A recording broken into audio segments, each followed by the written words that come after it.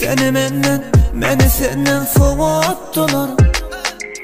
Aslında biz söyleşeyle soğuktular.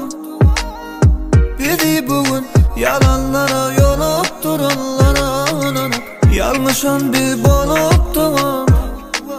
ilkinci.com. Seni menden, meni senden soğuttular. Aslında biz söyleşeyle soğuktular.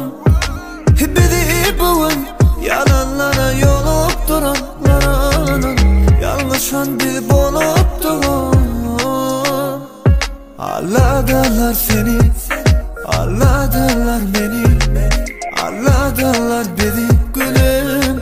Ayırdılar ikimizi, ananlık yalanlara, ananlık yamanlara. Yesir oldu ikimizi, ikimize yamanlayanlar. Ağladılar seni, ağladılar beni, ağladılar bizi gülüm.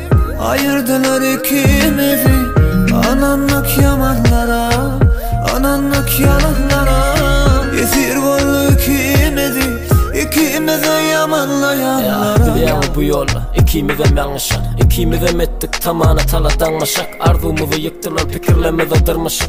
Soğudu kamana biz içinde garlık ışık. Sana seni ol, söyün ok deydiler. Bana da senin gözünle yok deydiler. Karar ayırdılar, anan malı deydimem. Yalanı iyen biz, oluram iyidiren.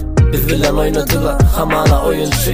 Düşünmen kaldık, nemede oyunsun. Ya da seni biri kazanma istedi. Bu ömür kıyıskah, bununla hemmemiz yolluçu. Seni bilen o, meni aynı düşünen. Söyleyen mekanizm beni gözünden düşürmen. Yaşlı gitti ya da biz geçtik düşünen. Seni yatlama gözümden damcıları düşür ya. Seni menden, meni senden soğuttular. Aslında biz söyleşeyle soğuktular.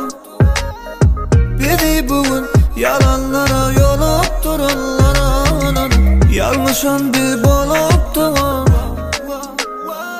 Ağladılar seni, ağladılar beni, ağladılar bizi gülüm. Ayırdılar ikimizi, ananlık yalanlara, ananlık yamanlara. Esir oldu ikimizi, ikimize yamanlayanlar.